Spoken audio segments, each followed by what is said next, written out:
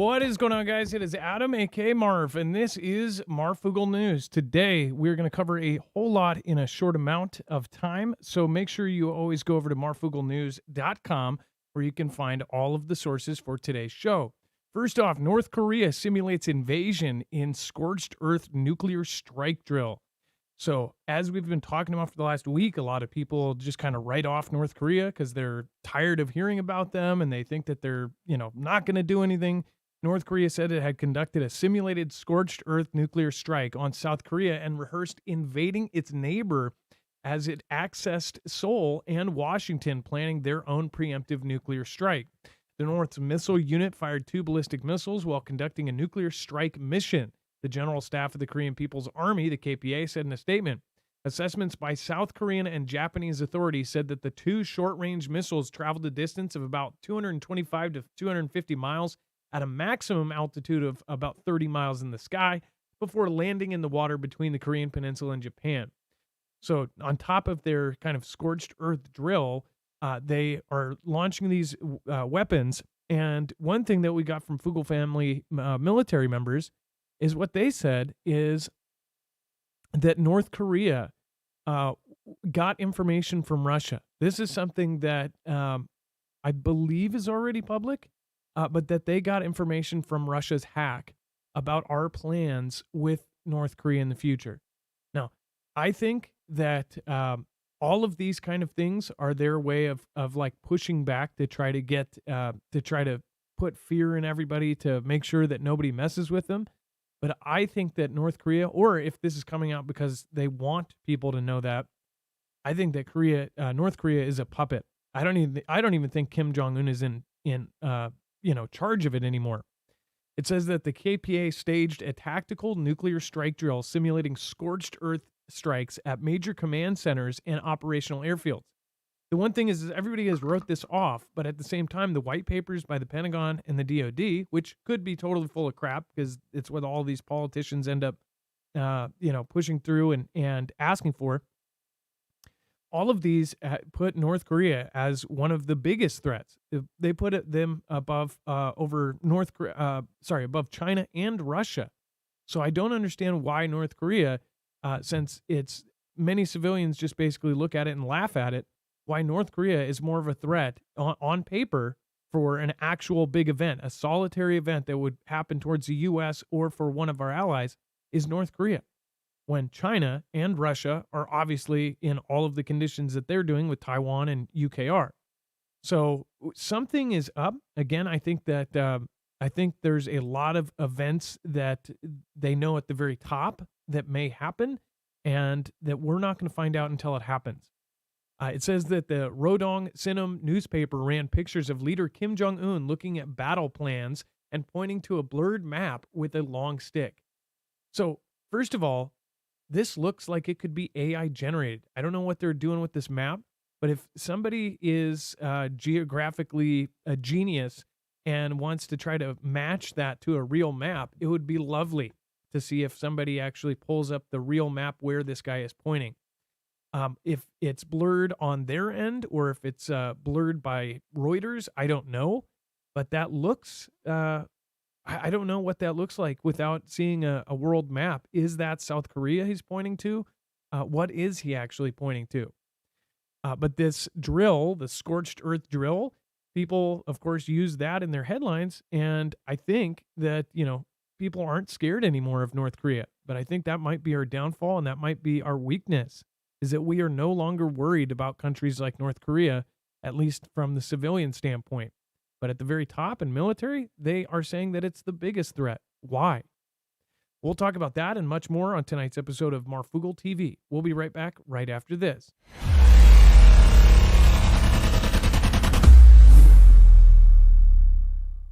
Nothing in this show should be considered legal, medical, or financial advice. The views of the callers can differ considerably and do not necessarily reflect my opinion, Dex's opinion, or anyone else who works with the show. You should always do your own research and consult with professionals. The internet is full of fake news, so please take everything with a grain of salt. If you have not already, it helps us out if you end up going through any of our affiliates, and it helps you out if you end up protecting yourself against cybercrime.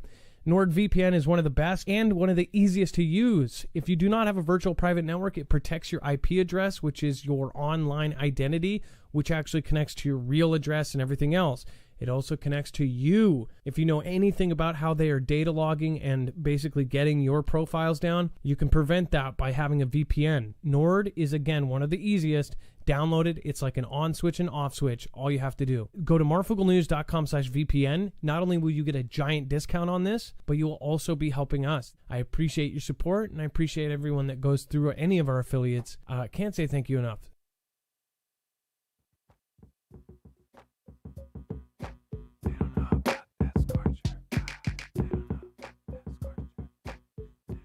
All right, so I guess we have some breaking news. Thank you, Jammer, for putting that in there, and I believe we will add that into the show. So it looks like there is a statewide in 911 down shortage in Nebraska.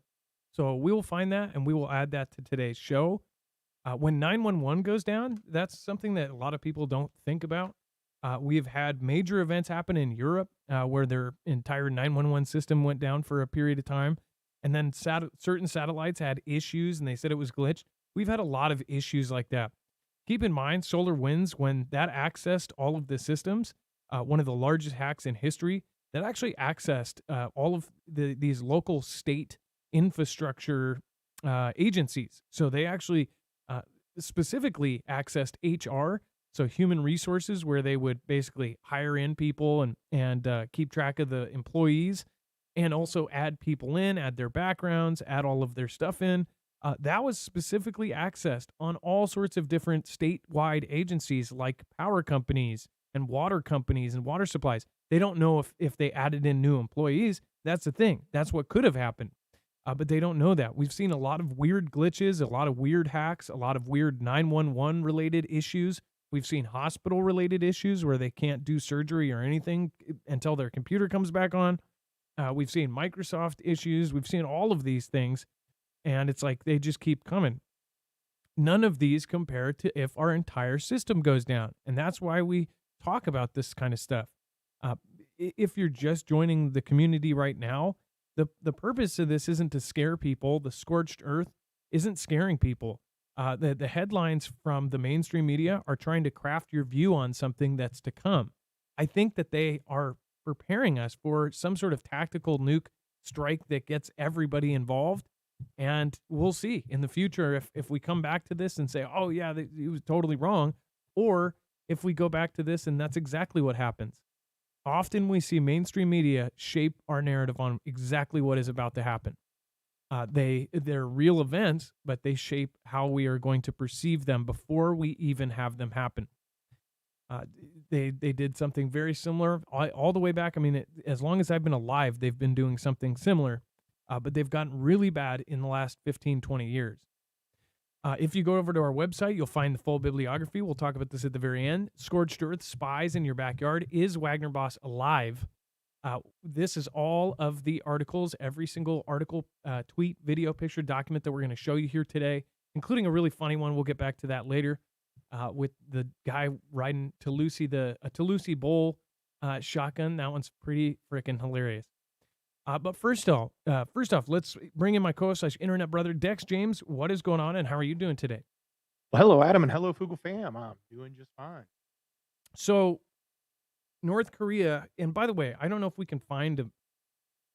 I would assume that he's pointing at South Korea with all the things that are going on, and then it looks like there's a coastline on the right side of the map of what he's doing right here. I don't know if you can see that. It's all blurred out on purpose. But I wonder if somebody could find that actual map, if that's an Asian. I'm sure this is probably a custom printed map by their military or something. But if that is some sort of, known map, then let us know. Otherwise, what is on here? It could be a lot like the map. What was funny is Belarus, Lukashenko had a map where he was pointing at something. That one was visible, and you could see that it actually showed them going into a place outside of Ukraine. Essentially, that's where everybody got the idea that after Ukraine, they were going to go into the Baltic states. There was a red arrow going into, what was the country that map showed? It showed them going into something starting with that M. It was Moldova, and it looks to me like Kim is pointing to Seoul. That's a approximation of where he's pointing out on that map. Yeah, so with Kim Jong Un, everything that he does, half of it's a a cardboard cutout posted up to make it look like it's something bad. But at the same time, when you actually talk to military members, they say they are worried about it, that they're doing drills for North Korea. As far as they tell, the lower end of this is that this is a real threat, and that some of the military members say that they've actually minimized how much they talk about North Korea. Like these stories are almost exaggerate things on purpose to make us, calm about it. Like he's just a joke. I don't think any of these people, any of these countries should be taken as a joke, but I also don't think you should lose sleep over any of this because we have no control over it. We don't have control if Kim Jong Un can send a missile. And first of all, I think that the reason why people are so want to push against this is one, people prepping and the general response to this would be to prep. That is pushed back on. It's looked down upon here in the United States. A lot of people say it's weird. It's crazy and loopy. I think it's just looking at the situation and trying to prepare, the best situation for it. If you look at anybody, if you're about to climb a mountain, you're going to bring the proper gear. If you're going to, go on a hike, you're going to bring proper shoes. If you're going to go, for a 4-week trip, you're going to pack the right clothes. I think that if we have a really likely scenario, which is something bad to happen soon, then we should probably pack the right stuff. As far as Kim Jong Un, we've talked about this. They talked about the super EMP weapon. They are secretly, not secretly, they've publicly contracted companies like EMP Shield and others to essentially harden our grid because they believe that North Korea is a huge threat to our grid. They've got 2 satellites that go over us. What was it, Dex? Like every other day? I think it's every 2 days that one of their satellites goes above us. Yeah, it's a pretty frequent experience, and I think they have 2 of them that are up there, if I recall correctly. But one of them, if not both of them, come over the sweet spot, as they call it. And we're not so scared of North Korea as, what they could do as, being somebody else's puppet. Everybody wants to. I don't get people that just go, oh, nothing's going to happen. Everything's going to be a nothing burger. At some point, it's not a nothing burger. It's all BS until it happens. And then it does. And that's the thing. You will really thank yourself when it does happen and you're not caught by surprise. I guess me and a lot of other people, we feel it in our bones that something is coming. And it's not, sometimes there's a lot of proof that's added up over the years that something bad is about to happen. But I think most of you are here because you don't have to have the proof to know. You have common sense to know that things are not right. What's going on geopolitically in our country right now is enough signal that things are about to break apart. If our own country is this divided and this falling apart, then I can only imagine, since we're the rulers of the planet, we're the number one country and everyone uses our currency and we're in charge, I can only imagine how that's going to affect the rest of the world. And if we sense it here in the US, don't think that everybody else around the planet doesn't too. And guess what? If they're looking at us like we're number one and they see number one collapsing, what are they going to do? They're going to go, oh, we need a backup plan. And that's exactly what they're doing. They're doing BRICS. All of these countries are jumping in. They just added Saudi Arabia to BRICS. BRICS being Brazil, Russia, India, China, and South Africa. And all of those are 40% of the world's population. And now it's bigger because they just added more people. And they said that there's 40 other countries that are interested in joining. So this is going somewhere, and it's not going to be good, but it's also going to be something that it's going to be life. We're going to have to get used to it, and we're going to have to figure out what to do next. I think North Korea is going to be the puppet, and I'm giving you my confident view of this, is I believe at some point they will use North Korea to strike somewhere in the world to get something accomplished. Like that either Russia will have them do it, China will have them do it, or some 3-letter agency will have them do it, or the 3-letter agency that's pretending to be Kim. Who knows? This could be some Born Legacy kind of stuff, or Born Identity, or whatever, or any of the Borns. What do you guys think? Let me know in the comments down below. Most people here are not scared, by the way. If you're new here, yeah, most people aren't scared of this, but we are preparing for it, and we're all wondering, which one of these situations is going to happen. Thank you, by the way, to Linda S., Jacqueline L., Don D., Jeff B., and Lisa H. for supporting over on PayPal. I appreciate you guys. We are independent. And for the last, I would say 6 months, we're even on a bigger uphill battle. And very soon, if you look at some of the new laws that passed with the EU, we're about to be facing a huge hill. So thank you guys for supporting us. We don't have companies, multi-billion-dollar companies behind us, and we don't have a multi-channel network to protect us. If something happens, we have to deal with it ourselves. We have to get legal help. We have to do all of this stuff on our own. So we appreciate you guys supporting, and thank you. Um, Dex, let's talk about New York police will use drones to monitor backyard parties this weekend.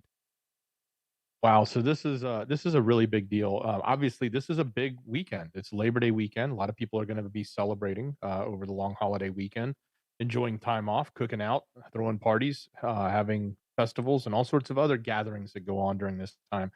Apparently, the New York City Police Department let it out that they're going to now use their drone technology to monitor large gatherings, whether that be in a backyard or in a park or in a location. And any of these types of events, if they get phone calls about them, they're going to put drones up and go take a look. Now, this is causing a lot of concern for the citizens, especially those that are concerned with their privacy, saying, "Hey, why would you be coming looking into my backyard if I'm having a party or not? That's none of your business." And it definitely sort of crosses that line. And I think most people in our audience would be like, "Wait a minute, I don't necessarily want the cops putting a drone in my backyard just because I'm having a cookout, just because a Karen down the street called because they didn't like the sound of my music." So, yeah, this is a big deal, and it's really the sign of the times, so to speak, as to where law enforcement is taking technology. We've seen this type of technology, obviously, drone technology rolled out first with the military, and then some of it became available to civilians, and then some of that crossed over into LEO, and they're using it. Often when they're doing stuff in the streets, they're using drone technology to give them an overhead view if they're pursuing or doing something. That makes sort of sense. But when they're just going to go check out, random people's backyards because somebody's not happy with them, that's kind of crossing the line, at least in my opinion. And I think a lot of people are upset about this. So be on the lookout if you're in New York, and maybe be on the lookout if you're not in New York and see if your police is starting to pop drones up and looking in your backyard. I was trying to pull up do you guys remember the 2021 movie? No, it was 2020. I cannot believe how fast they got this movie up. Songbird, did you guys see this? The plot was it actually called it CV-23. They called it, basically the brain altering version. In fact, the year that this came into play is 2024. And what's so freaky is they say that the new Eris or whatever, and then they say that it's mutating towards like the brain stuff. And the preparation, the drills they did at Catastrophe, can ca- catastrophic contagion, creepy tabletops thing, exactly, but the same people that did the tabletop right before 6 months before we had the original CV, they were drilling for this thing that affects your brain. And what's so crazy is this movie in 2020, they put it up within months. Nobody knew how they got this movie out so fast. Some thought that it was already pre-made, like they chose to release it then because it scared the crap out of people. At that point in 2020, early on, I've even talked to other creators that like at that point they were still scared. They were what do you call it? Sanitizing their groceries, everything that they brought into their house. They were following all the lines, doing all the stuff. And this movie came out. It was like within months of the thing happening, and everybody's like, "How the heck did they put this really well packaged AAA title out so fast?" And it was nuts. But if you remember, the drones in that movie were part of the monitoring. And you think back then, and it's only been 4 years, and now this is happening. It's 2024, 2023, and we're literally talking about having drones flying above us. Now, they've already been doing this during the riots that all happened during the whole three-letter the other three-letter agency starting with a B and ending with an LM, that thing, they knew that they had drones up in the air monitoring, and we found out about that footage after the Kyle case, and it's like they've been doing this, but now they're slowly putting it out to the public that they're going to be watching us via drones. I forget what that game is called. I think it's gosh, it's something dogs. You guys let me know that video game that has London and has drones flying all over, and you can hack all of the map. Gosh, Dex, you don't remember. I've used that as an example, and it's a dystopian future where there's delivery drones, there's monitoring drones, there's police drones, and yeah, it's just a Watch Dogs. That's right. Thank you. Watch Dogs was a game that really put it into perspective. It was like GTA, but with drones monitoring everything and everything else. That's a realistic picture of our future now. Nobody wants this. When are like I guess if it's up in the air, you know, we can't tell you to do something, but I bet you we're going to see people that are going to start, trying to take those things down. And I bet you then they're going to respond to that by attaching, felony, crimes or something if you mess with one of them. But how, when this violates the Post Act and violates our privacy, how is this being let to even happen? So you are having a gathering. It made me think about this because if you remember when we were locked down, we weren't supposed to have these gatherings. We weren't supposed to have weddings. We weren't supposed to have funerals. People did it pisses me off so much. I missed two funerals. There was no funeral. There were people that couldn't visit their other significant other in the hospital. We know of them. My wife's grandparents, her grandpa was not able to visit his wife in the hospital during this time period at all, like at all. There were people that weren't. I know my other uncle wasn't able to visit their aunt in a nursing home during this time period. It was so freaking horrible.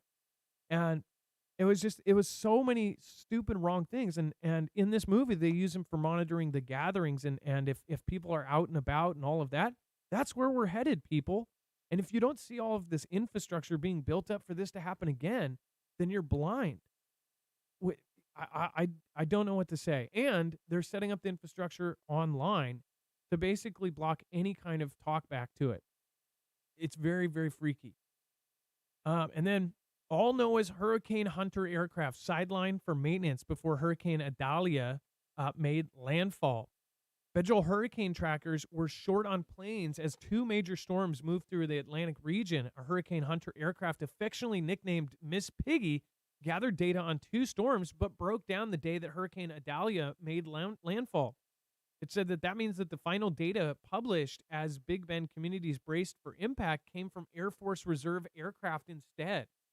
It says officials with the National Oceanic NOAA confirmed to Florida politics only one of the Hurricane Hunter aircraft normally deployed for storms was operational as the agency tracked multiple tropical systems. So essentially, they had one plane doing triple duty.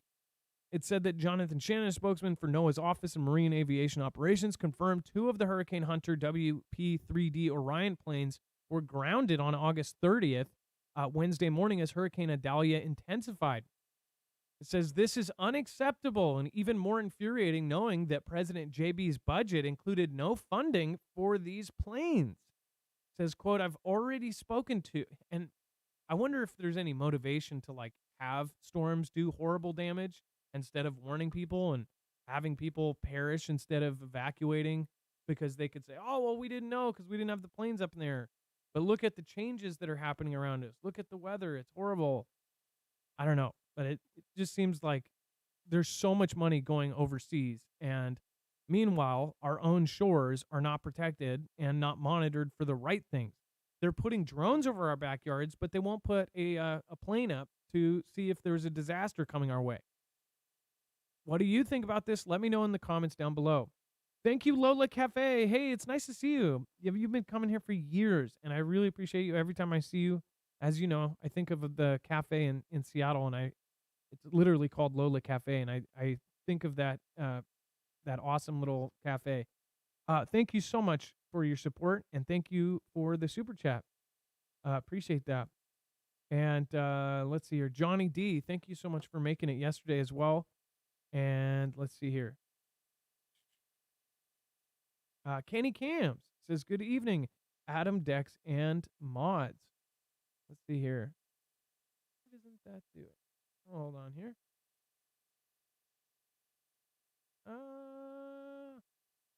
Get ready and stay safe. I agree, Kenny Cams. Or Kenny Crowder. Sorry. Kenny Crowder is actually my like 8th subscriber. It's really cool to see the people that have been here the longest. Kenny Cams is also awesome. I couldn't read the second part of the name. Sorry about that. But Kenny Crowder, thank you so much. Again, I think you are my 8th subscriber out of 200,000. So that's pretty huge. Thank you. And let's see here. Dex, do you want to talk about the silent disc-shaped UFO seen by 12 United Airlines staff? So this is kind of weird. This is a very older event that took place back in 2006, and there was this weird disc that apparently was reported by numerous people in the airline industry. So not just random citizens. These were people in the in plane or in other positions to actually see it. It was at the airfield there in Chicago, and they ended up writing it off, saying it was some special hole punch cloud, as they called it. And then they had some other, important person make a statement agreeing with that, so they were able to write it off and move on. But now, apparently, there's 30 PhD physicists that are working for a privately funded research group that are claiming that this is the telltale signs of theoretical interstellar propulsion system called the Alcubierre warp drive. So I don't know if I'm pronouncing that right. It's actually named after a theoretical physicist from Mexico. His name was Miguel Alcubierre in 1994. He's the one that sort of came up with this theory of bending the fabric of space and time around itself as a means of warp travel, kind of like if you think of the sci-fi movies like Star Trek when they warp speed in. It's that type of that's at least the way you should think of it as far as a point of reference. But that's how he described it. But these 30 PhD physicists are coming together and saying this actually looks like it could have been that, not just some hole punch cloud that they tried to tell us to pay it that's all it was and write it off as an excuse back in 2006 when it happened. So there's some images in here. You can see the disc in the sky there.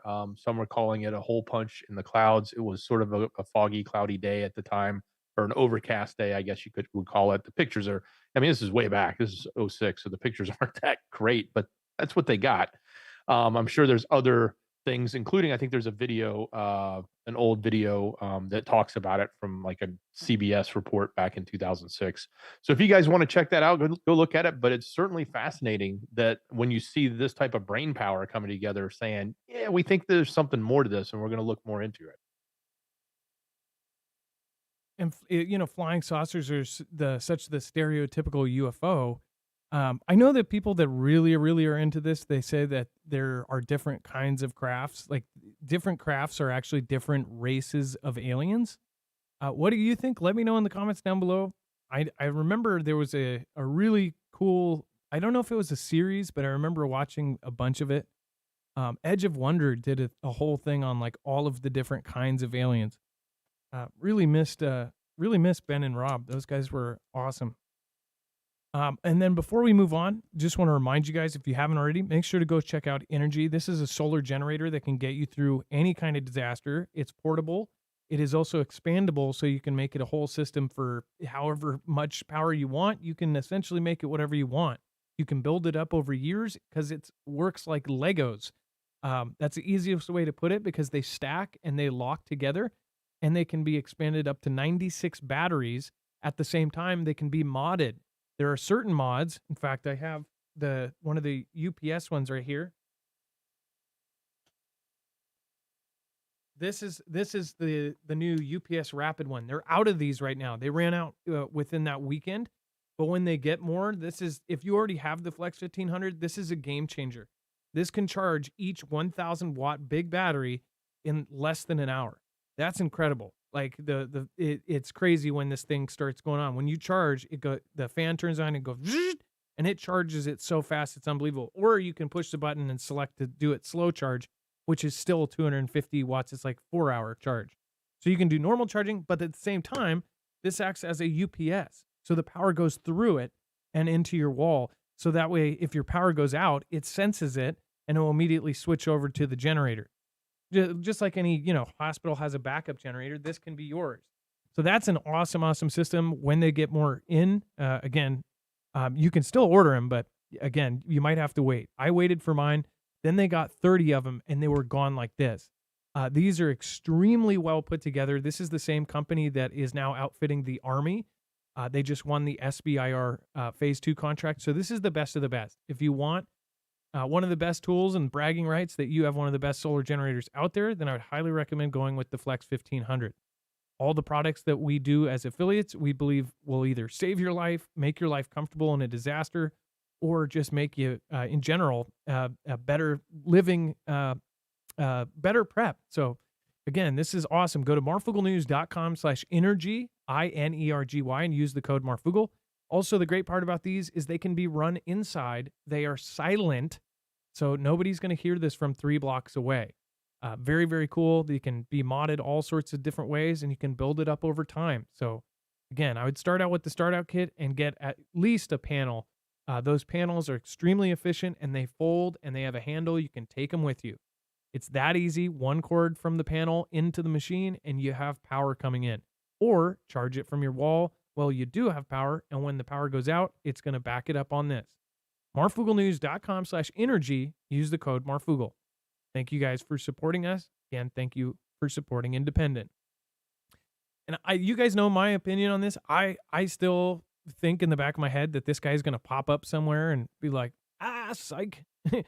But apparently they say dead Wagner boss Pregazin seen in new video as the theories grow.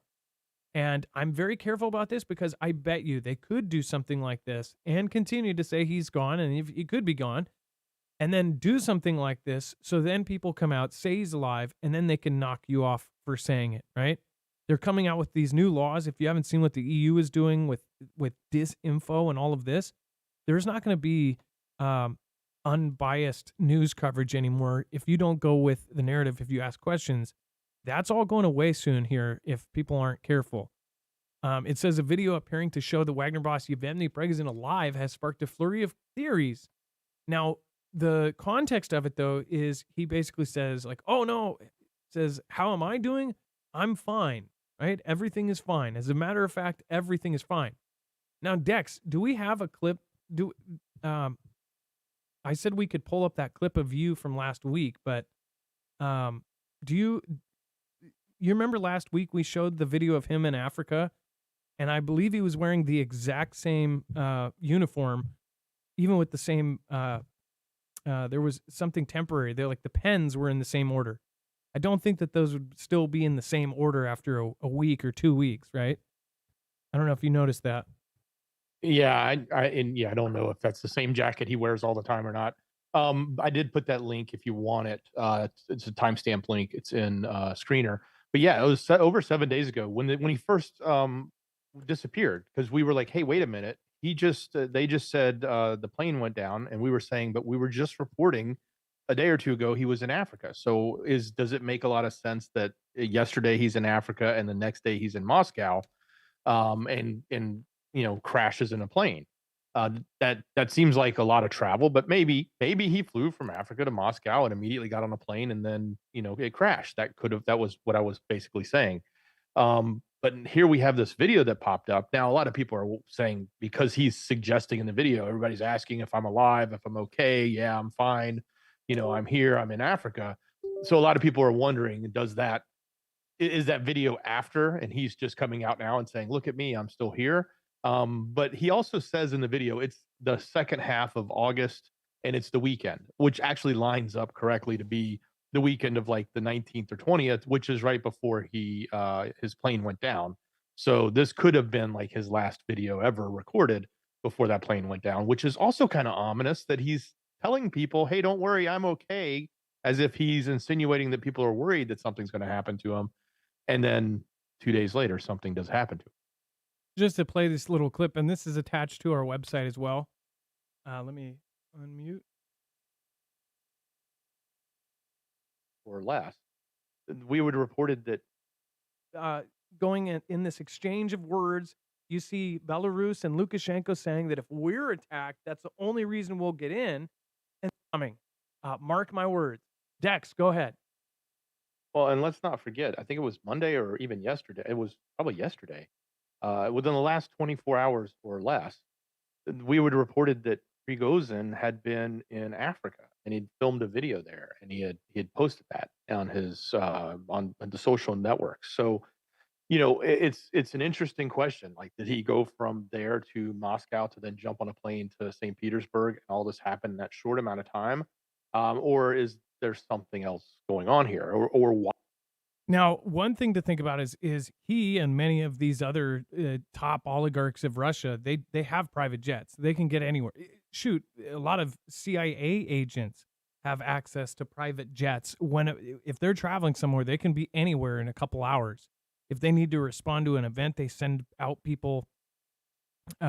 Just was watching that Taylor Sheridan, the Lioness show, and I was like, I looked, I had to look it up because in that show they show the CA guy and then the girl that runs the show, the whatever, the boss, and they show them flying everywhere by private jet, and they always say like, oh, is there a helicopter ready, and they can just get it ready. I looked it up, and they really do have that kind of capability. So I would assume that this guy could literally go from Africa to Russia in whatever time it takes to fly there via private jet, but it's still suspicious. It's like, so he went straight from there over to there, and then the video shows him wearing this same outfit. This is from the day after, from the day of or the day after, 8 days ago. So like right after it happened, when we covered it. So I think something's up here. What do you guys think? Let me know in the comments down below. I mean, look at that. That's and I understand they have a uniform, right? So it could be the same exact uniform, but some have said like the pens in his pocket, the same two or same distance and everything. I don't know. Let's see here. And that's the video of him saying, for the ones debating whether I'm alive or not. So you could see why people would confuse this. I mean, it's literally him saying, well, I'm still alive. But again, we don't actually know. You guys know, and I'm going to laugh I'm not going to laugh, but I'm going to be like, ha, told you, because I don't think he's gone. I think this is part of this circus, the whole fake mutiny. If somebody did take him out, the bigger thing I'm worried about is if NATO took him out, not Russia. Because I think if Russia wanted to take him out, he could. Rip Curl, our mod, said, realize he is an ex-KGB agent, Putin, and that he's patient. So he would wait until the right time to take him out. But I don't know. I think that he's still around, but that's just my opinion. As far as if NATO did it though, and you can almost guarantee Russia would know that, they wouldn't put it out publicly, but it could be a huge escalation. It could be, it could change the route of this whole thing if it's not all pre-planned anyways, which it probably is anyways. And then UKR reports some battlefield successes. Dex, they're essentially saying that they got some wins, right? But they've usually reported Yeah. anything they can get. Yeah, I mean, like, we've heard them cross, like, in the South, they have, and maybe there's some truth to this, because I'll kind of back that up a little bit too. But in the South, they've made some breakthroughs through some of the first lines of defenses. Now they're saying they're making some and more progress against some of the others. But they had to go through massively wide and deep minefields, and that's actually where they even lost a handful of the tanks that the West had given UKR, going through those minefields. But if you remember, we also had the general, I think it was a general, but it doesn't matter. It was a high ranking official out of Russia saying, hey, you should be using a tactical in the South here because they're all piled up in that one area. And I think, for them to come out and make a statement like that, it also sort of gives a little credence to the fact that, they may be having some headway in, they being UKR, may be actually making some headway there, such that Russia felt the need to, or somebody in Russia felt the need to sort of make that kind of statement. So maybe there's some truth here, but look, it's not like everybody thought this huge counteroffensive was going to make all of this, and they would, take back Crimea and all the land would be back and all that. None of that's happening. They're just making some pushes here and there, and in one particular area in the south, especially near the Zaporizhzhia region. So, you know, again, take it all with a grain of salt too, because it's only being reported by each side's media, and it's only coming, and both sides control their media. So, Yeah, and both countries are known for how good they are at propaganda. So, and then here is the breaking news. Thank you, Jammer, for getting that for letting us know about this. Counties throughout Nebraska are experiencing emergency services outages. This kind of pushed me on to that whole thought. It's like we don't know what to do if there's no 911. And for all these people that during the time period where everybody was hating on police and stuff, it's like what's crazy is that when something happens to them, and I'm sure there's a few people like, I don't call the cops, but I bet you if you had some people robbing your house, you would call the cops.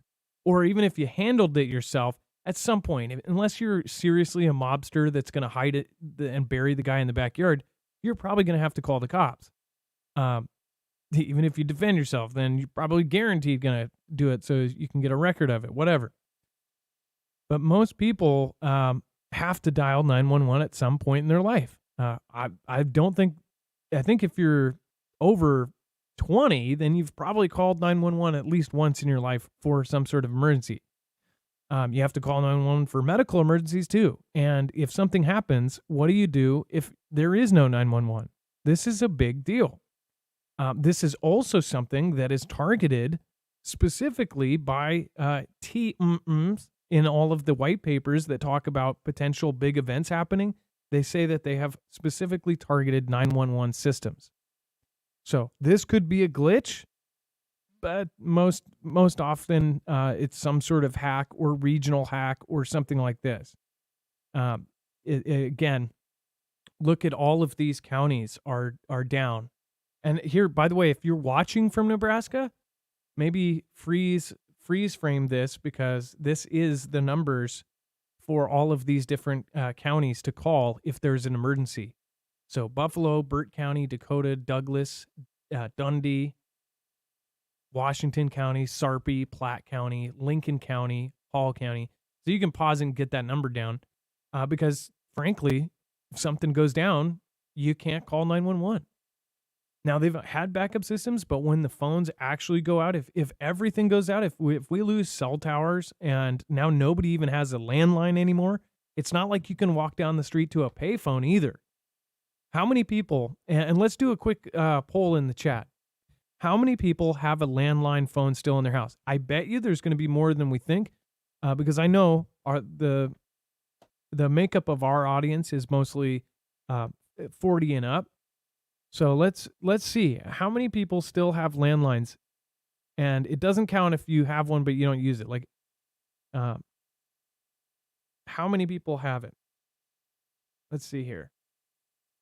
Skyhouse does. Truth Iris says yes. Call a non-emergency. Deborah Witt, no. Chris Scott, no. Nope. I remember one of my sisters was the first one out of all of us that she got rid of her landline, and I remember thinking this is back when minutes cost a lot of money, and I was like, whoa, you're crazy. And she had her cell phone as their main phone, and I thought that was just absolutely nuts. Do you guys remember when if you knew somebody that replaced their landline with a cell phone, it was crazy? Like, it was like, what? Especially back when every minute was like $1. I mean, if you went over your minutes, you could have a $500 bill. Yeah, look at that.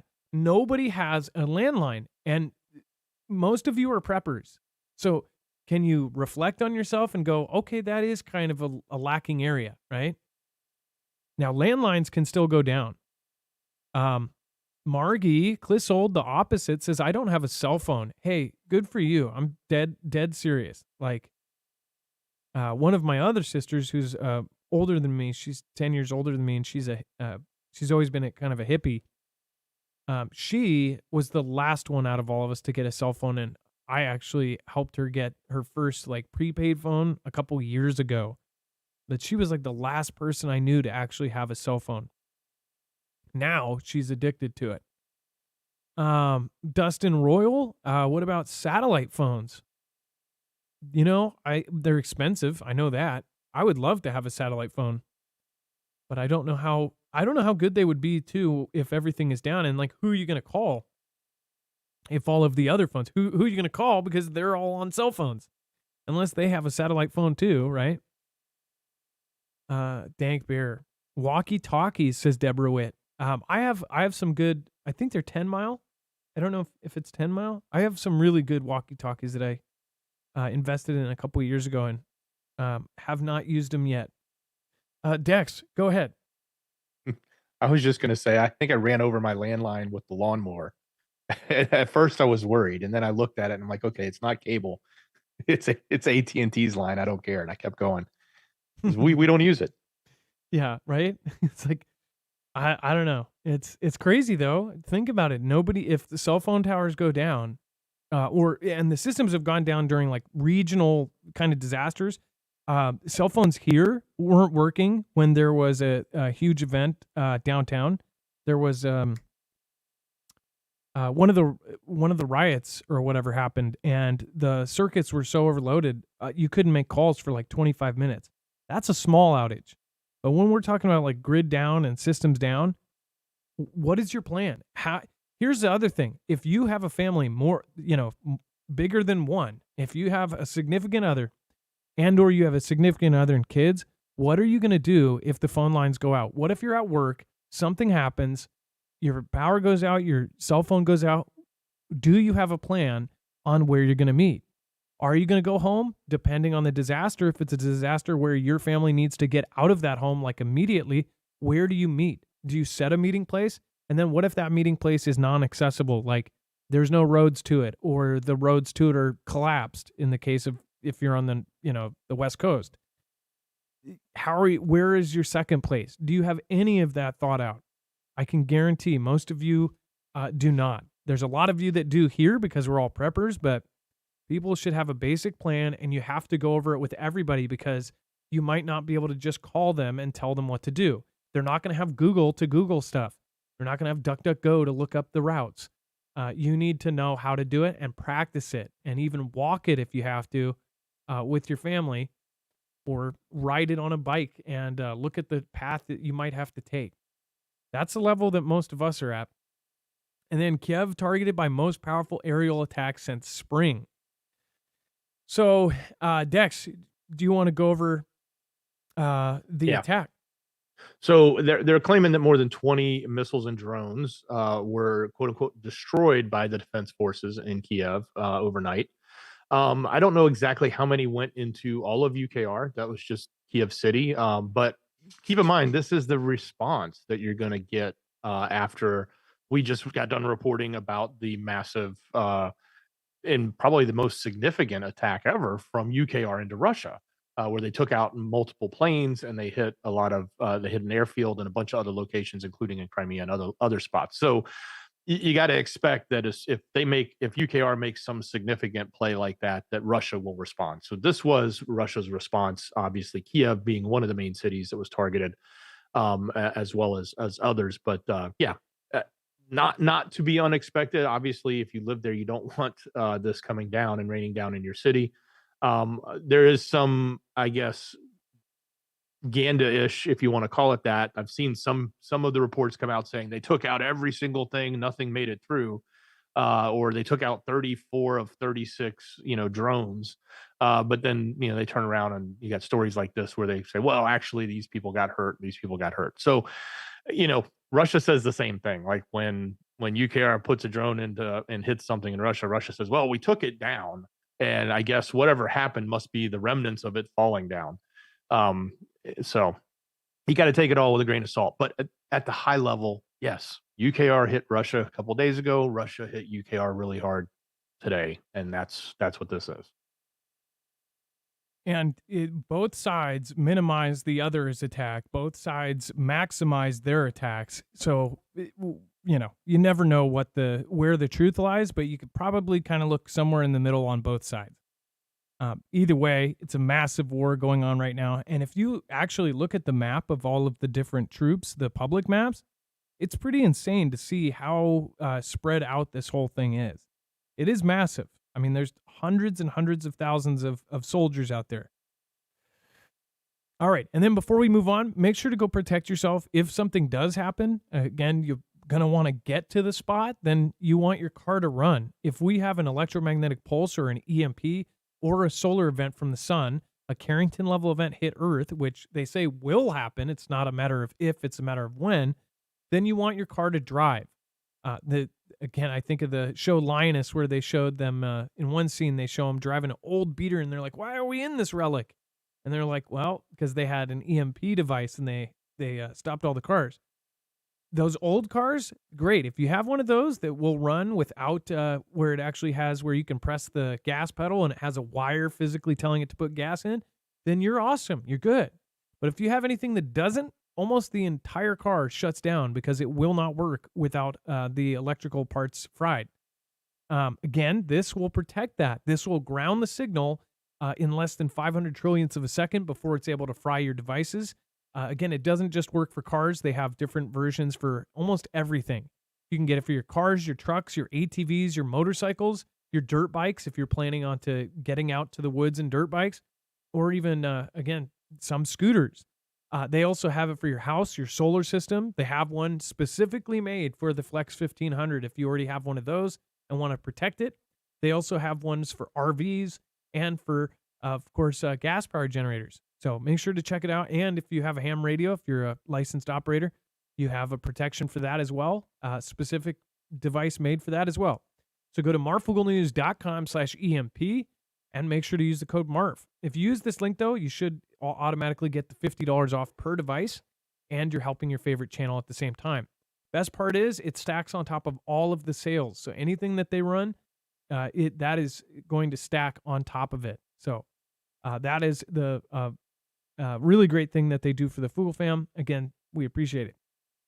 And then top rocket scientist dies from mushroom poisoning just weeks after Putin's failed moon landing. Okay. So, and if it is true that he just takes people out the second they fail, and this is the narrative we get here, and I'm not saying Putin's not a good guy. I'm not trying to carry his water or anything, but I will say this. For the amount that Western media makes it look like he's Kim Jong-un, the way that they frame things, and maybe he is as bad as Kim Jong-un, who put his family member in front of an anti-air gun when he failed, right? Or he did something bad. But we see these stories all the time. Anybody who perishes in this circle is done by, this is mushroom poisoning. This looks like he was hit. But I just want people to remember, we have 3-letter agencies all around the world taking people out. It's never, our CIA got this top rocket scientist. It's he got taken out and it looks like it's Putin. There are, embedded agents all over the world. And I bet you this could have been CIA or it could have been Vlad taking out some guy. But why would Vlad take out his own top Russian scientist, even if he failed? It makes it look like, oh, you failed the moon landing, you made me look dumb, now you're dead. Well, you still need a top scientist. And as you may know from our previous coverage, there are other countries, they are desperate for rocket scientists. Not joking, no joke. It's not rocket science. Literally, there is no rocket scientists. There's barely any for how much these countries need them. Countries like China are trying to grab rocket scientists from everywhere. In fact, they lost 100 out of 200 of their top rocket scientists. For some reason, a couple of years ago, they all resigned at the same time. It was very creepy, actually, because we're all thinking, did they not want to get blood on their hands for something that China was developing? We don't know. But again, you don't take out, even if he failed on one thing, you would still need him for all sorts of other things. So to me, the truth in this, I don't think it makes sense that he took the guy out. Dex, and he's 77. It's not like he died of old age. They said he died of poisoning. Well, at first, I thought this was the gentleman because they said he struggled for a couple weeks. I thought this was the gentleman we talked about when the Russian moon lander failed, and he came out and said, "Oh, no cover-ups. I want everything. I want everybody to know what really happened." And then he was rushed to the hospital the same day. So at first, I was like, maybe it's that guy," and I had to go look it up. I'm like, no, no, these are two totally different people. One being they're both highly respected. They both work in the space program. This guy just works on specifically in the rocket section. But yeah, this it makes you wonder, you know, we see a little bit of that, when you look at some of the, people wondering about certain names that you know, are affiliated with Arkansas that, can take people out or have been alleged to do that. And a lot of people think that happens here. But man, like over there, like you screw up, it's like, okay, you're eating the mushrooms and you're gone.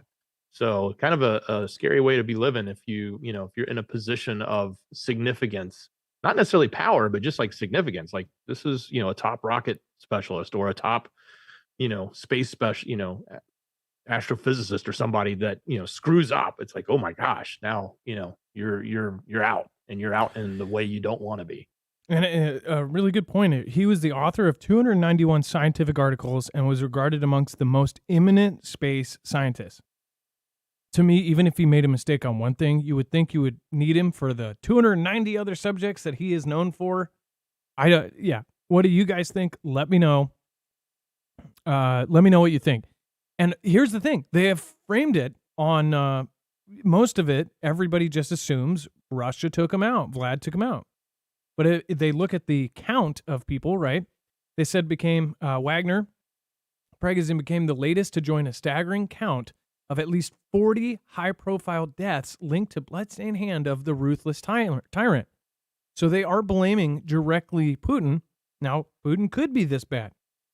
But at the same time, that's 40 high-profile deaths. All of 38 of those could have been CIA. And that's the thing that civilians don't see. That could be a huge escalation that we will never ever know about. They don't go out and put everybody's laundry out. If it's these agencies, they let it stay secret. Both sides stay very quiet on these things. I think it's like an unspoken thing. Like they won't say something about it because something happened that week that, one of their agents was taken in and was doing something messed up. So something fishy here. And then Russian hardliners are fuming that the Kremlin wasn't able to stop a string of embarrassing attacks on home soil. They say that Russia's nationalists are fuming over a slew of attacks on Russian territory, which exposed gaps in its defenses and put it on its back foot in its invasion of UKR. The hardliners criticized Russia's leaders for what they called a failure to protect the country. They also accused them of covering up the extent of the new attacks hitting Russia. The blowback was picked up over by the respected Institute for the Study of War think tank, which described it in an update on Wednesday. It said that the ISW wrote that Russian propagandists and mill bloggers criticized Russian forces for their inability to defend Russian territory and military facilities, while simultaneously criticizing recent Russian MOD censorship efforts. So what the prominent voices in that field are saying is they're not doing a good enough job of defending. So if this is true, Putin's probably like, well, we're going to do even crazier job. They're probably going to go on the offensive to try to get these guys away from him. This may actually cause a part of the puzzle to escalation right now. And the prominent anonymous blogger Rybar said in a recent strike on Russia's Peskov airfield suggests Russia's air defenses haven't adapted to stop drone strikes. Well, sounds like they haven't. Maybe they don't have the laser thing or whatever that everybody else is adopting. I know that they said that they had it, but maybe they don't. And then Dex, do you want to talk about the Philippines, Taiwan, Malaysia reject China's latest South China Sea map? So this map was put out, and I think you have a picture of it from Twitter. I can't remember if it's on Twitter, but there was a picture of this map, and it's got like this, and it's not in the article. It's the next tab. You can see a blue line that goes obviously around China, the mainland, and then you'll see these blue dashes in the water on the south western area, which is the South China Sea. You can see these little hash marks that kind of go around towards Taiwan. But that whole area, they basically claimed 90% of it. And they published this map. They claimed 90% of the South China Sea as being their territory. Well, of course, as soon as that came out, everyone else is like, you're nuts. No, we're not buying into this. And of course, the Philippines, Malaysia, Taiwan, they've all rejected it and say it's a baseless map, as they call it. So just another, you know, point in this whole consternation that's going on with the lines and the demarcation and who has control of these shipping lanes, who has control of these lands. And the more lands that you can claim, then the more territorial waters you can claim around them, and you can then control them, whether it's allowing people to traverse them or denying it or charging them or doing whatever, or keeping your adversaries out, and making sure you're protecting your own country, which is what I think China is really trying to do here, is keep the Pacific NATO, as they want to call it, as far away from them as possible. So this is in fact, this is kind of a big deal for, we know for years they've been out in South China Sea and they've been saying, this is China, get out of here. If a plane flies over, you are over Chinese water. If you're a boat, these are Chinese waters, leave now. Now they're officially putting out a map saying this is now ours, right? They're declaring these areas are what we plan on being part of China. I mean, look at India and China. Their main thing, the main reason they've been fighting for decades and decades and decades, is because they are arguing over a border line, right? That border line is extremely important. Now you have them declaring to all of these other countries around that all these different oceans, different parts of the oceans are now ours. This is the first step in them. This is a first step into a local dispute between all of these guys and Taiwan and everything else. Look at this. I mean, they are basically claiming all the way down there. And this is why they're making these South China Sea, the Spratly Islands. They are building land. They are essentially putting their personnel on it in the middle of the ocean. And then the longer they're there, the more kind of grounds to them claiming that it's their sea around it. So, and nobody is going to accept this. So what does that mean? That means they could go to war with all of those other countries, let alone, again, calling out and claiming all of this much ocean. That's a big deal. I mean, we're talking about controlling huge areas of shipping lanes, controlling tons and tons of sea. So, again, we'll see what everybody responds to. But for them to put the map out, that is the first step. They've been doing this stuff for years, the Spratly Islands. If they really hold on to that and they go, this is ours, and they don't let go of it, we're going to see conflict even over there. And then thank you, Kenny Crowder. Says, thanks, Adam, Dex Mods. Loved by all. Keep it up. Love to you and yours. Well, thank you, Kenny Crowder. And thank you for multiple super chats today. Thank you. You provide better and more useful information than almost any other channel. What you do will unquestionably save lives for some of your followers. Keep up the good work, says Samuel Turner. Samuel Turner, thank you so much for the super chat. Appreciate you. Thank you so much, everybody that supports the show. Thank you, Sam. I appreciate that.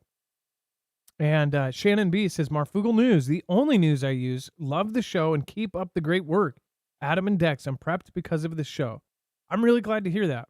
And we were really just super impressed with all of the emails we got after about 8 months of the CV and everything that was going on. All the people that said that they weren't caught up in when all the shelves were empty, people were so thankful that they prepped up because they didn't have to deal with the 4-hour lines. When CV actually happened, I think the most rewarding thing was all of the messages from people. Dex, wouldn't you say during CV, when we were getting just message after message, was that not like didn't you feel like, I don't know, I felt so good about everything then because so many people got prepped before CV. They had stuff, they didn't have to worry about it. Absolutely. And that was a great feeling that a lot of people had were able to avoid those lines. And it was almost like we could sit back and say, it's unfortunate for the rest of the folks that are stuck in those lines, and we don't have to deal with that because we were prepared. Yeah, it was really cool. I mean, it felt like we were making a big difference. And now, and just like CV, we saw the patterns, we saw the drills, we showed you they don't do these many drills, they don't do these tabletop exercises, they don't do these without thinking that it's a high percentage, or if it's planned. You guys get what I'm saying? Like, either it's extremely high chance that this thing is going to happen that they keep drilling for and they have everybody focusing on, or it's in the making, like it's coming. Now we see the same thing: the drills, the think tanks, everything, the devices, the patents, the white papers from the DoD and DEMSO, and all of these different places are pointing to that we're about to have some massive event.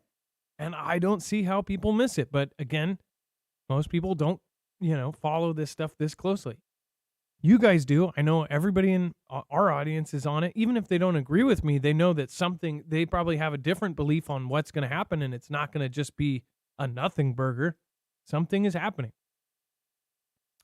All right, and then Norfolk police pull over man with bull riding shotgun. We'll go back to the human remains one here in a second. Hold on. And did I switch? Nope. Where did it go? Oh, yeah. So this is freaking hilarious. This is just to break up the doom here for a second, because this was literally hilarious. And I believe that this guy, I think he'll probably do this more here. Let's see. Do I have it? Yeah. Look at this. This is, and the narration on this is actually really funny. A Watusi bull. Look. Let me put this on here.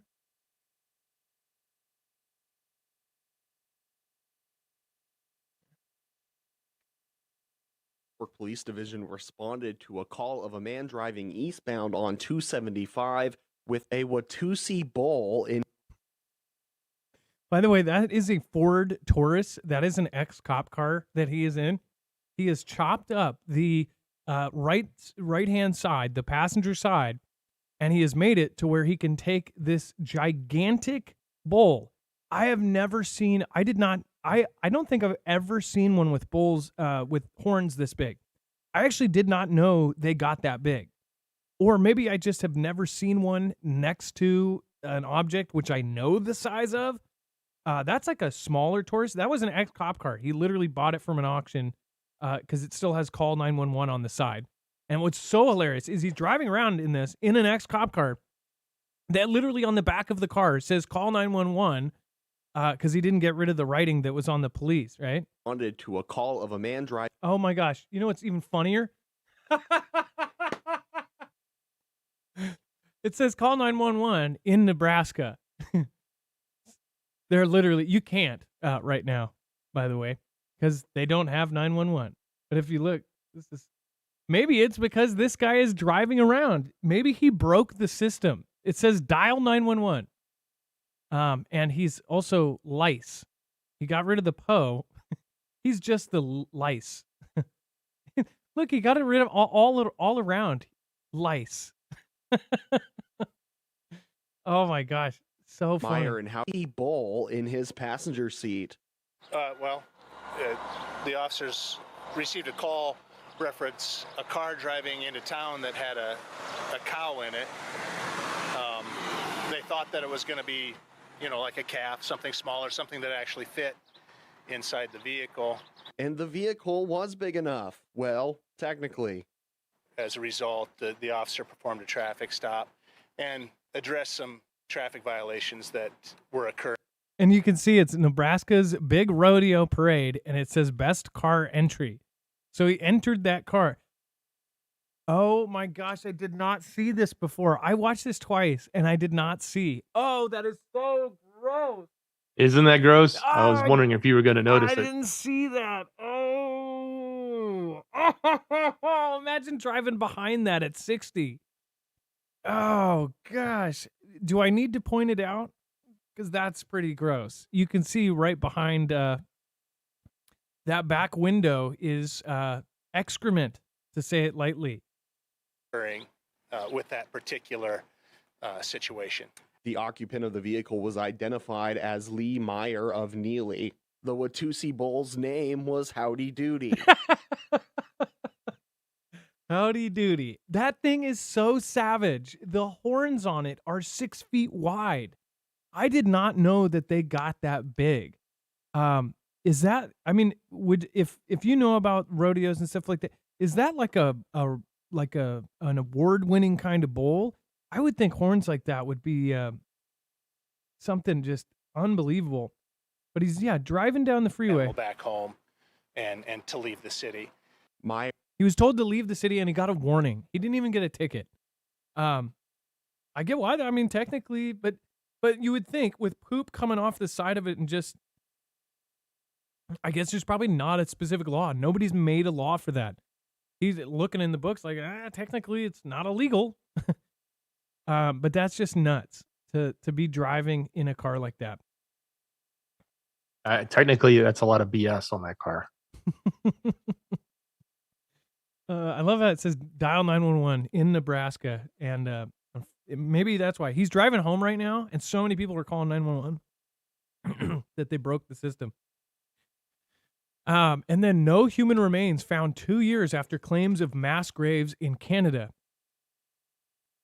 Dex, do you want to go over this? This is kind of a So for like, it is. So for like the last 2 years, we've heard about, and mostly 2 years ago, but the story continued for a while, about these schools that were run by the church in Canada, and where and you may have seen something depicted like this in one of those Taylor Sheridan shows. I can't remember which one it was, the 18 something, where they would take the indigenous people and away from their families, and then they would school them and try to make them as conform to their standards, etc. I'm trying to put it lightly and not go into the detail, but long story short, there was, and you probably remember the story. I'm sure many of you remember the story. They talked about there being these mass graves and potentially thousands of students being perished by these institutions in Canada.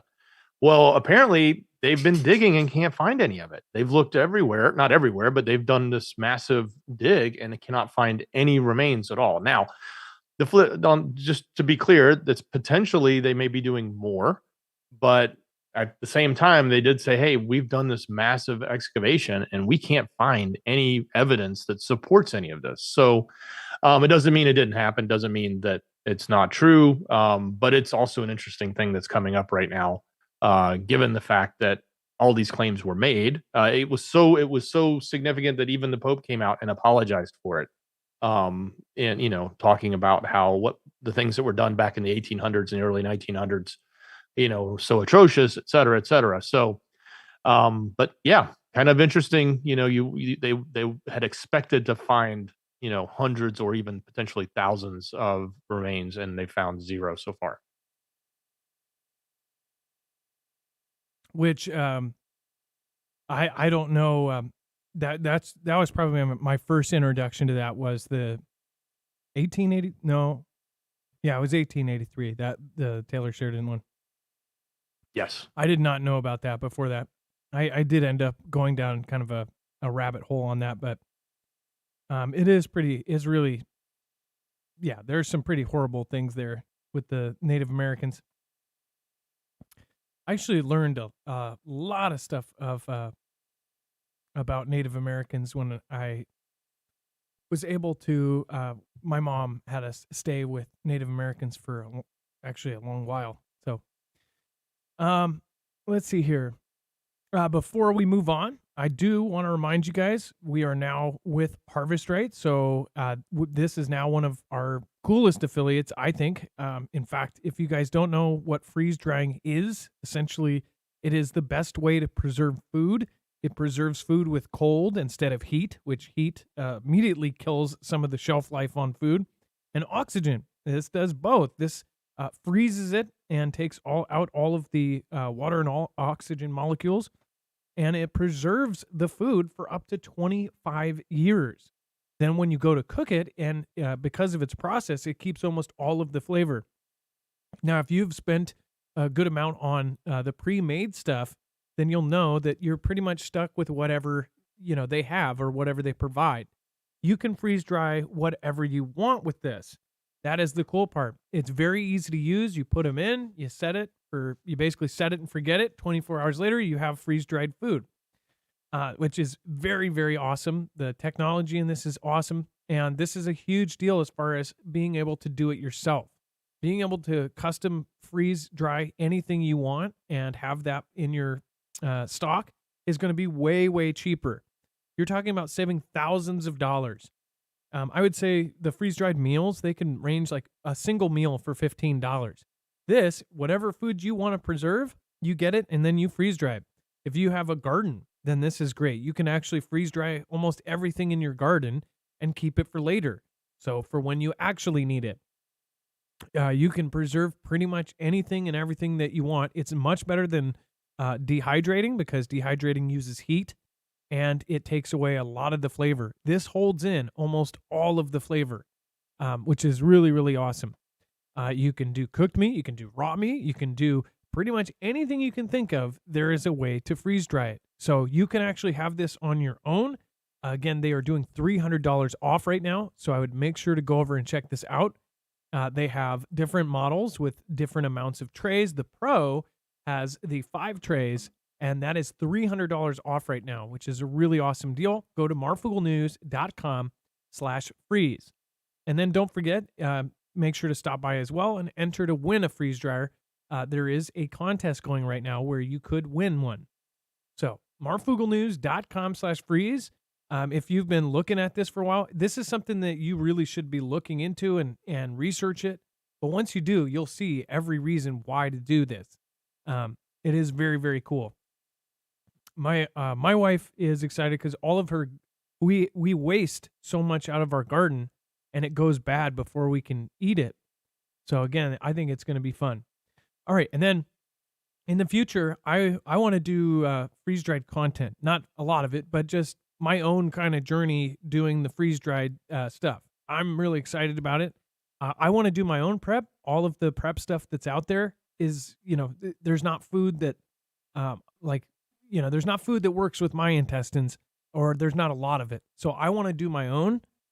That's why I'm going on this journey. If many of you want to join me, I think it will be fun. And I kind of want to start like a group of, do like an online thing every once in a while and start freeze drying foods and work with other people that are, really good at it, experts at it. And I'm excited. So, all right. And then Dex, let's go over the web only. We got a lot of crazy stuff here. Yeah, we certainly do. Head over to marfooglenews.com, click on the thumbnail for today's show, or open up that show notes link down below in the description. It'll take you right here, and you can also get to that video with the Watusi bull, which I think somebody in chat said those came over from Africa, and that's why we probably don't see them, but they did bring them here, and not that one, but that's how they came here. I've never seen one that big either, Adam. That was an eye-opener for me. I've seen longhorns, but not that's insane size. But look, you're gonna find this yellow bar called overflow. That's the rest of the story, where everything else is, including the Rezvani tank. I put it back there for you guys. If you haven't entered, make sure you go enter to win that, to the link right there at the top. Lots of other stuff going on with the hurricane. There's some updates on that continuing. Not that the hurricane's continuing, but just some updates like after the fact. Like hundreds of thousands of people are still without power.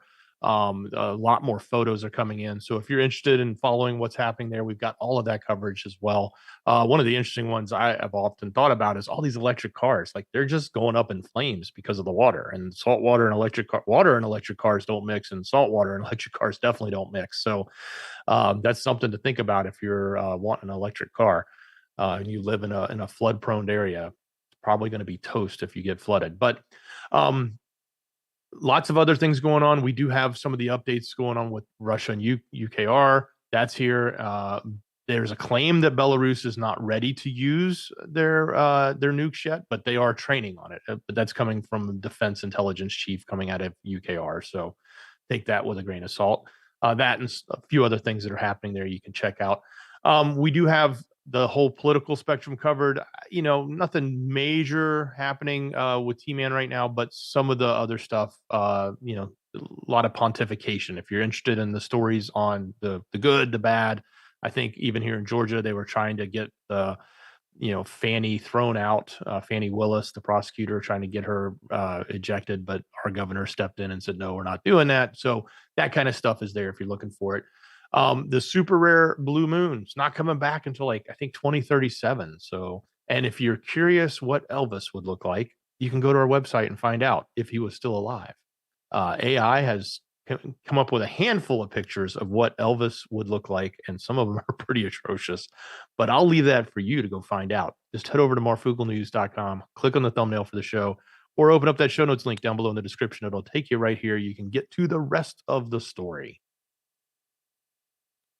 And it says that T-Man inflated his his net worth. I wonder how much is his net worth then? Is it how many? The guy owns buildings all over the place. It's crazy. He owns skyscrapers. That'd be so nuts to walk into a building you own, like a skyscraper. Be like, I own it, and not be, BSing for a TikTok like I've seen all over the place. And then the freeze, the McConnell freeze, there's more stuff on there about that. We talked about that yesterday. The second freeze, very specific type of freeze too. He went to the doctor for that. I just saw, I think News Network, Next News Network Now just did a video on it. And some people are really tearing him apart. I wouldn't wish that on my worst enemy, just because it's dementia and that kind of stuff, and where your brain starts feeling, that's punishment. Some said karma, maybe it is, but again, it's pretty horrible. So, if he resigns, I'm praying for him to get better. If he sticks with it, I would question why they would have somebody with that bad of a health issue still in that position. But all right, and yeah, thank you, Dex. Thank you for your service tonight. Absolutely, much love. Great job, brother. And thank you so much to all of the mods. Make sure to drop an M in the chat right now for all of our wonderful mods. Thank you, Ilea. Thank you, of course, Wages World. Thank you, Trinity, Red or Blue Pill. Thank you, Ripcurl, RJL, Lisa R. Hall, Jammer, Jim, CJ Blaze, Chance Paladin, and Mr. Bones. Make sure to go check them out. Go subscribe to them and thank them. They are all very awesome people, and I've known them for years. So thank you, and thank you to our wonderful mods. Also, thank you, Lola Cafe. Thank you, Shannon B. Thank you, Samuel Turner. Appreciate that. Thank you for supporting Kenny Crowder. Again, thanks again. And Johnny D, thank you so much. And Alan Duwad and Lindy Lou. And Neil Nelson, thank you. Special thank you to Beer Juice. Thank you, Kimbria, DFW Jackie, Skyhouse, Kimbria, 1B. Over on D-Live, we have Skyhouse and Kiki Gray. Went back and forth tonight. Thank you so much. I appreciate your supports. And Laura Griffith and Chance, thank you for holding it down over on D-Live. All right, you guys, it is now time for the shoutro. It's not an outro. It's not a shout-out. It's a shoutro.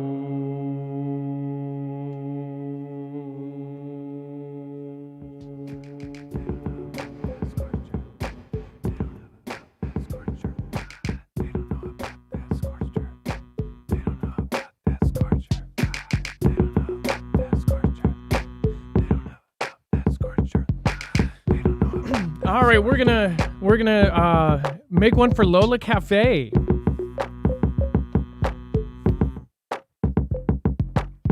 Let's see here. Thank you.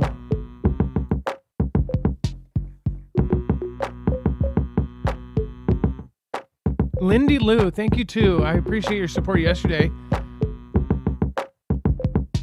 Lola Cafe and Samuel Turner, thank you guys for being the top supporters tonight. I appreciate you.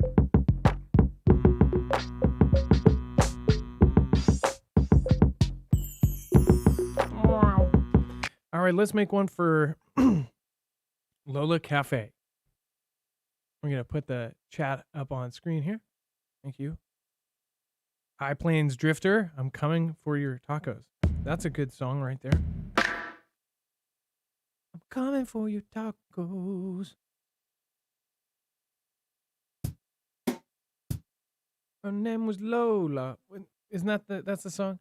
Her name was Lola. No, no, no, no, no. While the show was going on, I was eating a gyro my wife made, and I choked on a tomato. And no, that's not a song.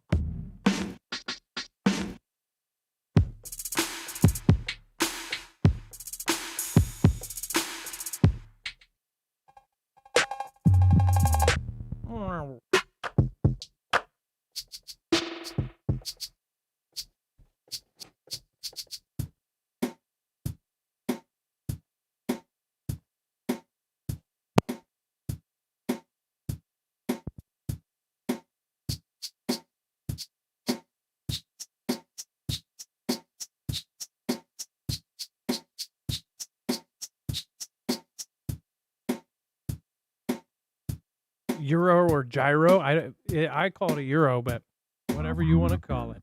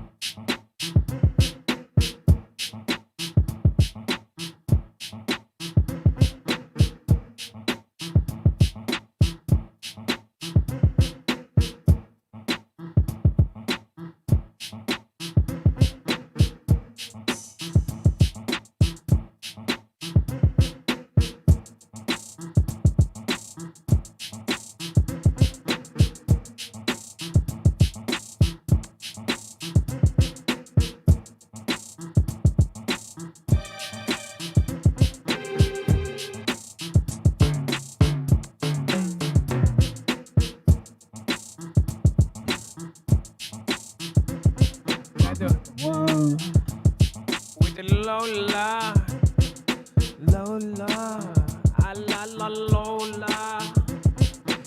got the Lola, Lola Cafe. Oh, oh, oh. I got the Lola Cafe. Mama.